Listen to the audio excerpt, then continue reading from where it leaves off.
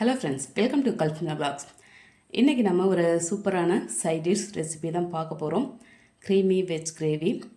இந்த veg gravy பார்த்தீங்கன்னாக்கா tiffin item மட்டும் இல்லாமல் ரைஸ் ஐட்டம் எல்லாத்துக்குமே ரொம்ப நல்லாயிருக்கும். முக்கியமாக இந்த ரொட்டீஸ்க்கு ஒரு பக்காவான சைட் டிஷ்ஷாக இருக்கும். நல்ல கலர்ஃபுல்லான ரொம்ப ரொம்ப டேஸ்டான இந்த க்ரீமி வெஜ் கிரேவி ரெசிபிக்கு போகிறதுக்கு முன்னாடி இது வரைக்கும் நம்ம vlog-ஐ சப்ஸ்கிரைப் பண்ணாதவங்களாக இருந்தால் சப்ஸ்கிரைப் பண்ணிக்கோங்க. அப்படியே பக்கத்தில் பெல் ஐக்கான் அழுத்தி அதில் ஆலையும் டிக் பண்ணிவிடுங்க. இப்போ இந்த வெஜ் கிரேவி பண்ணுறதுக்கு ஒரு மசாலா அரைச்சி எடுத்துக்கலாம். ஒரு மிக்ஸி ஜாரில் 8 முந்திரி, 12 பாதாம், 2 டேபிள் ஸ்பூன் துருவின தேங்காய், கொஞ்சம் போல் பால் சேர்த்து நல்லா நைஸாக அரைச்சி எடுத்துருவோம்.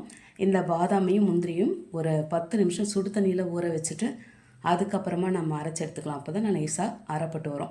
இப்போ இதை ஒரு பவுலுக்கு மாற்றிட்டு இதே மிக்ஸி ஜாரில் 6 காஞ்ச மிளகாவை சுடு தண்ணியில் ஒரு 10 நிமிஷம் ஊற வச்சு அப்புறம் சேர்த்துக்கலாம்.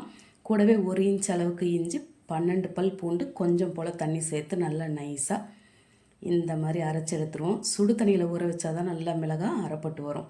இப்போ இதையும் அப்படியே வச்சுட்டு ஒரு கடாயில் 3 ஸ்பூன் எண்ணெய் விட்டு அதில் நான் 300 கிராம் காலிஃப்ளவரை இந்த சைஸில் தனித்தனியாக எடுத்து வச்சுருக்கேன். இதில் நம்ம சேர்க்கறதுக்கு முன்னாடி உப்பு தண்ணியில் ஒரு 10 நிமிஷம் அப்படியே ஊற வச்சுருவோம். அப்போ தான் அதில் பூச்சி ஏதாவது இருந்தால் அப்படியே தண்ணியில் அடியில் தங்கிடும். அதுக்கப்புறமா நம்ம தனியாக காலிஃப்ளவர் எடுத்துகிட்டு இந்த மாதிரி வதக்கி எடுத்துக்கலாம். இதில் 2 பிஞ்ச் உப்பு சேர்த்து அதை வதக்கி மூடி போட்டு ஒரு 5 நிமிஷம் விட்டு அதுக்கப்புறமா இந்த மாதிரி தனியாக எடுத்து வச்சுப்போம். இது வீடியோ ரொம்ப லாங்காக போகும்னு நான் அதெல்லாம் வீடியோவில் ஆட் பண்ணலை. இப்போ இதில் 150 கிராம் கேரட்டை இந்த சைஸில் கட் பண்ணி இதையும் அதே மாதிரி 2 பிஞ்ச் உப்பு சேர்த்து வதக்கி மூடி வச்சு அதுக்கப்புறமா நம்ம தனியாக எடுத்து தட்டில் வச்சுக்கலாம். இதில் காய்கறியெல்லாம் அவங்கவுங்க விருப்பத்துக்கு ஏற்ற மாதிரி சேர்த்துக்கோங்க. அதே மாதிரி மசாலாவும் அதிகமாகவும் குறைச்சலாகவும் பார்த்து சேர்த்துக்கோங்க. இப்போ இதில் 300 கிராம் உருளைக்கிழங்கு இந்த மாதிரி நீல வாக்கில் ஒரு நடுத்தரமான திக்னஸில் கட் பண்ணி சேர்த்து அதையும் அதே போல் உப்பு சேர்த்து மூடி வச்சு வதக்கி தனியாக எடுத்து வச்சுக்கலாம். குட்டீஸ்க்கு உருளைக்கிழங்கு ரொம்பவே பிடிக்கும், அதனால் அதிகமாக கூட சேர்க்கலாம். இப்போ லாஸ்ட்டாக 1 கப்பு ஃப்ரெஷ்ஷான பச்சை பட்டாணி சேர்த்து இது ரொம்ப நேரம் வதக்க வேண்டாம், சும்மா ஒரு 3 நிமிஷம் வதக்கினா போதும். இதையும் தனியாக எடுத்து தட்டில் வச்சுக்கலாம். இப்போ இதில் 3 டேபிள் ஸ்பூன் எண்ணெய் சேர்த்து கூடவே 2 டேபிள் ஸ்பூன் பட்டர் சேர்த்து அது ரெண்டுமே சூடான பிறகு 1 ஸ்பூன் சீரகம் சேர்த்து நல்லா பொரிய வச்சுருவோம். இப்போ சீரகம் பொரிஞ்ச பிறகு 1 கப்பு வெங்காயம் நல்ல பொடியாக கட் பண்ணி சேர்த்து அதை நல்லா சாஃப்டாக வதக்கி விட்டுக்கலாம். அது கூடவே 2 பச்சை மிளகாவும் சேர்த்துருவோம். நல்லா வதங்கி வரட்டும்.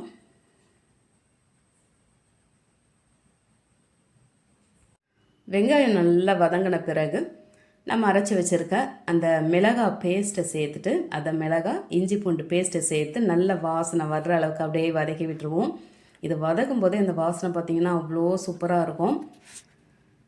மிளகாவை இந்த மாதிரி நம்ம ஊற வச்சு அரைச்சி எடுக்கும்போது அதனோட டெக்ஸ்டரும் டேஸ்ட்டும் ரொம்பவே நல்லாயிருக்கும். இப்போ நல்லா எண்ணெய் பிரிஞ்சு வரும்போது 1 கப்பு தக்காளி பேஸ்ட்டு சேர்த்து அதையும் நல்லா கலந்து வதக்கி விட்டுக்கலாம். இந்த தக்காளி பார்த்திங்கனாக்கா பச்சையான தக்காளி கிடையாது, சுடு தண்ணியில் ஒரு 8 நிமிஷம் நம்ம வேக வச்சு அதுக்கப்புறமா அந்த தோல் உரித்து அரைச்சி எடுத்த தக்காளி பேஸ்ட்டு. இந்த கிரேவிக்கு தக்காளி கொஞ்சம் அதிகமாக இருந்தால் நல்லாயிருக்கும். நீங்களும் இதே அளவுகளில் சேர்த்துக்கோங்க. இப்போ தக்காளியை நல்லா கலந்து விட்டாச்சு தக்காளி பேஸ்ட்டை. இப்போ இதில் மசாலா சேர்த்துக்கலாம். 1 ஸ்பூன் தனி மிளகாய்த்தூள், 1 ஸ்பூன் காஷ்மீர் மிளகாய்த்தூள், 1 ஸ்பூன் தனியாத்தூள், 3/4 ஸ்பூன் சீரகத்தூள், 1/2 ஸ்பூன் மஞ்சள் தூள், 1/4 ஸ்பூன் கரம் மசாலா, உப்பு தேவையான அளவுக்கு இங்கேயே சேர்த்துக்கலாம். திரும்ப நம்ம உப்பு சேர்க்க முடியாது, ஏன்னா நம்ம கொஞ்சம் காய்கறி அதிகமாக சேர்க்குறோம். அதுக்கப்புறமா சேர்த்தோம்னாக்கா உப்பு அங்கங்கே பேச்சஸ் மாதிரி நின்றுடும். மசாலாவை நல்லா மிக்ஸ் பண்ணி எடுத்துக்கலாம். எல்லாம் நல்லா மிக்ஸ் ஆகி வந்ததும் நம்ம வதக்கி வச்சுருக்க அந்த காய்கறியை இதில் சேர்த்து நல்லா இந்த மசாலா எல்லாம் அந்த காய்கறியில் நல்லா கோட்டாகி வரட்டும். அந்த அளவுக்கு நல்லா பரட்டி விட்டுருவோம்.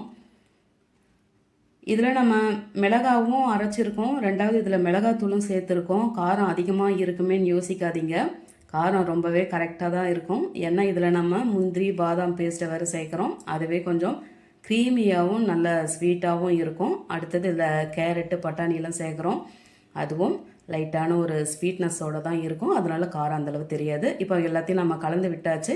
இதில் 2 மசாலா அரைச்செடுத்து அந்த மிக்ஸி ஜாரை அலசி எடுத்து தண்ணி 1.5 கிளாஸ் சேர்த்து திரும்பவும் நல்லா கலந்துக்கலாம். இந்த கிரேவி ரொம்பவும் தண்ணியாக இருக்கக்கூடாது, 1.5 கிளாஸ் தண்ணி கரெக்டாக இருக்கும். இப்போ கலந்த பிறகு மூடி போட்டு ஒரு 5 நிமிஷம் அப்படியே வேக வச்சுருவோம். காய்கறி கொஞ்சம் வெந்து வரட்டும். அவ்வளோதான், வெந்து வந்தாச்சு. லாஸ்ட்டாக நம்ம அரைச்சி வச்சுருக்கேன் அந்த முந்திரி பாதாம் பேஸ்ட்டை சேர்த்து 1/4 கிளாஸுக்கும் குறைவான அளவுக்கு தண்ணி சேர்த்து 1 ஸ்பூன் கசூரி மேத்தியை சேர்த்து இப்போ எல்லாத்தையும் நல்லா கலந்து விட்டுக்கலாம். இந்த பாதாம் பேஸ்ட்டை சேர்த்துட்டு ரொம்ப நேரம் நம்ம கொதிக்க வைக்கக்கூடாது. லைட்டாக ஒரு கொதி வரட்டும். அப்படியே மூடி போட்டு வச்சிரும். அவ்வளோதான், கொதித்து வந்தாச்சு. கடைசியாக கட் பண்ணி வச்சுருக்க கொத்தமல்லியை தூவிட்டு கலந்து விட்டு இறக்குனாக்க நம்மளோட சூப்பரான க்ரீமி வெஜ் கிரேவி அட்டகாசமாக ரெடி ஆகிடுச்சு. இந்த கிரேவிக்கு நீங்கள் வெறுமனே காலிஃப்ளவர் சேர்க்கறதா இருந்தாலும் சேர்க்கலாம், ஏன்னா இப்போ காலிஃப்ளவர் சீசன் தான்.